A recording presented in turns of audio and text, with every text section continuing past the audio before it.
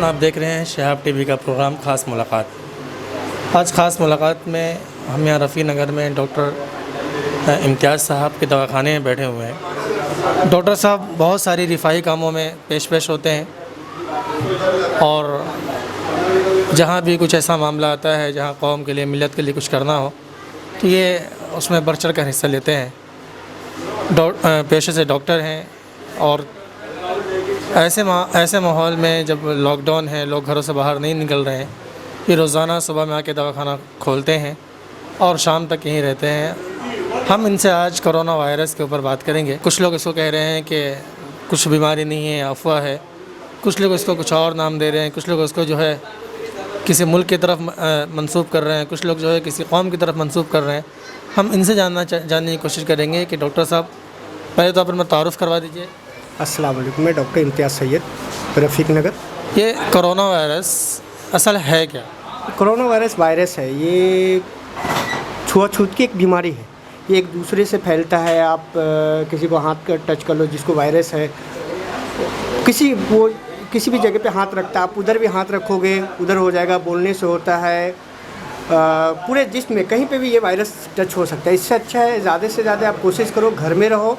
और ये नहीं जाति, ये नहीं कि मुसलमान का है ये बीमारी या हिंदू का है, सबको हो सकता है। ये बीमारी है, किसी को भी हो सकता है। ये यहाँ की जो सरकार बोला है लॉकडाउन रहने के लिए, आप जितना हो सके घर पे रहो, ज़्यादा से ज़्यादा घर पे रहेंगे आपके लिए अच्छा है। हम देख रहे हैं कि 1 महीना हो गया लॉकडाउन को, अभी भी मतलब इसकी जो रफ़्तार है वो तेज़ है और रोज़ जो है नए मरीज़ कोरोना वायरस के निकल के सामने आ रहे हैं। इसके लिए मतलब क्या किया जाए?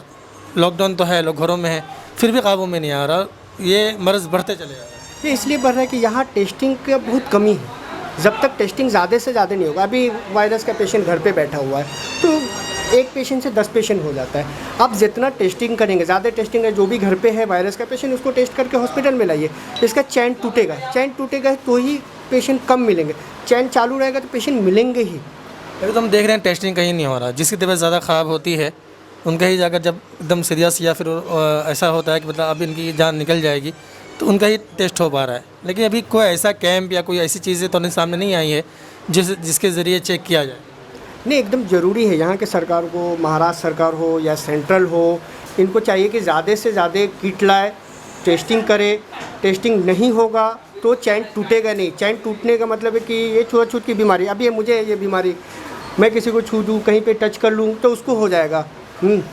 इससे अच्छा ज़्यादा से ज़्यादा जितना कोशिश हो सके घर से लोगों को निकाल के टेस्ट करेगा। घर पे पेशेंट नहीं रहेंगे, रोड पे नहीं रहेंगे, हॉस्पिटल में रहेंगे, वो धीरे धीरे चैन टूट जाएगा। तो हिंदुस्तान सरकार को चाहिए, हमारे यहाँ के प्राइम मिनिस्टर को चाहिए कि ज़्यादा से ज़्यादा हिंदुस्तान के लोगों को घर से निकाल के टेस्टिंग कराएं, तो ही ये बीमारी ख़त्म होगी। डॉक्टर साहब का कहना है कि टेस्टिंग ज़्यादा से ज़्यादा हो, जो नहीं हो रहा है। अच्छा, एक चीज़ और देखने में मिल रही है कि यहाँ के जो लोग हैं हिंदुस्तान के, शहर मुंबई में भी हम देखते हैं बहुत सारे लोग डरे हुए हैं। ख़ास तौर पे जो गरीब लोग हैं कि उनको हल्का सा सर्दी बुखार भी हो रहा है तो दवा खाना नहीं जा रहे हैं, इस डर से कि मतलब लोग कहते हैं कि कोरोना वायरस में सर्दी होती है, खांसी होती है, बुखार होता है तो हमें कोरोना वायरस हो जाएगा। हम जाएंगे, हमारी पूरी फैमिली को उठा लेंगे, पता नहीं हम कैसे होंगे, कहाँ होंगे, फिर हमें जहर देकर मार दिया जाएगा। इस तरह की भी अफवाहें गर्दिश कर रही हैं। इस पर आपका क्या कहना है? ये अफवाहों पे लोग नहीं जाए तो ज़्यादा बेटर रहेगा, क्योंकि जो सिम्टम रहेगा उनको ही लेके जाया जाएगा।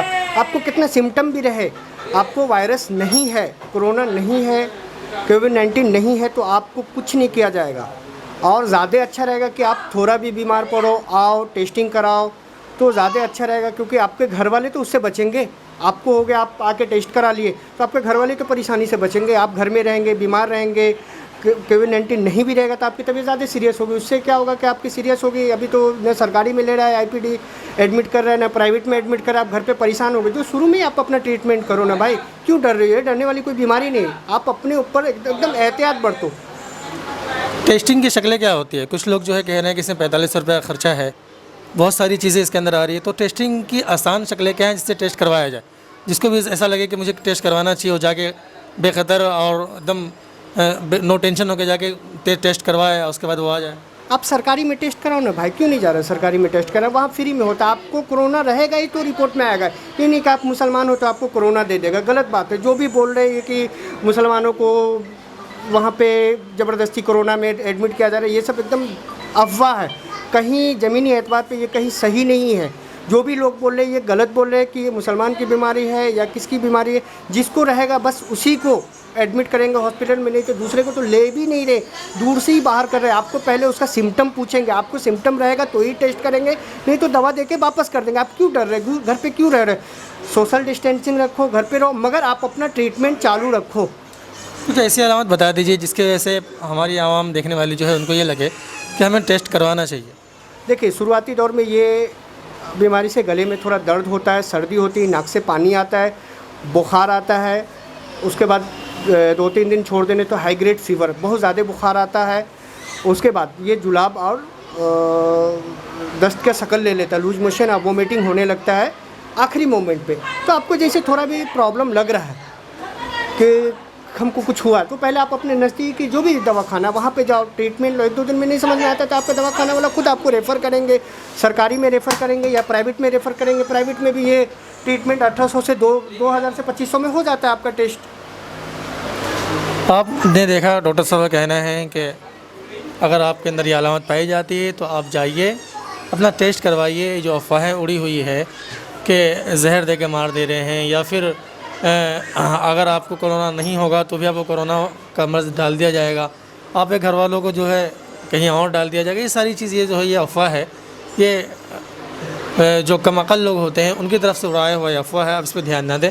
और जैसे ही भी आपको ऐसा एहसास हो कि आपको ये अलामत पाई जा रही है, जैसे डॉक्टर साहब ने बताया, तो आप पहली फुर्सत में अपना टेस्ट करवाएं और अपने आप को जो है घरों में महफूज रख लें, बाहर बिल्कुल ना निकलें। अच्छा डॉक्टर साहब, आप यहाँ हैं, आपको क्या ऐसा लगता है कि मतलब गोंडी, शिवाजी नगर, रफ़ी नगर में अब तक कितने मरीज़ हो गए होंगे कोरोना वायरस? पूरे शिवाजी नगर में समथिंग 150 से तो प्लस पेशेंट रहेगा ही। 7 दिन 8 दिन पहले का मेरे पास जो रिपोर्ट था 73 पेशेंट पॉजिटिव था। उसके बाद भी हमारे कुछ डॉक्टर्स को हुए हैं और बाकी सारे बहुत सारे पेशेंट को है। समथिंग 150 से ऊपर है शिवाजी नगर में। अच्छा, आपने कहा कुछ डॉक्टरों को, कितने डॉक्टर इससे मुतासिर हुए हों?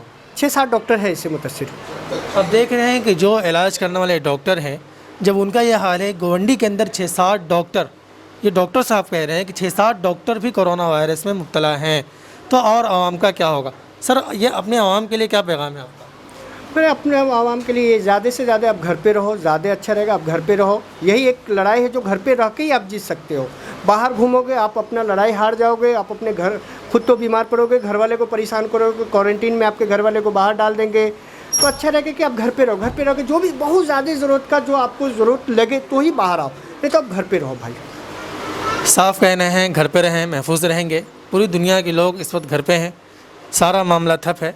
आप अगर अपने आप को, अपने आस पड़ोस को, अपने बच्चों को अगर बचाना चाहते हैं तो आप अपने घर पे रहें और महफूज रहें, ख़ुद भी महफूज रहें और हिंदुस्तान को भी महफूज रखें।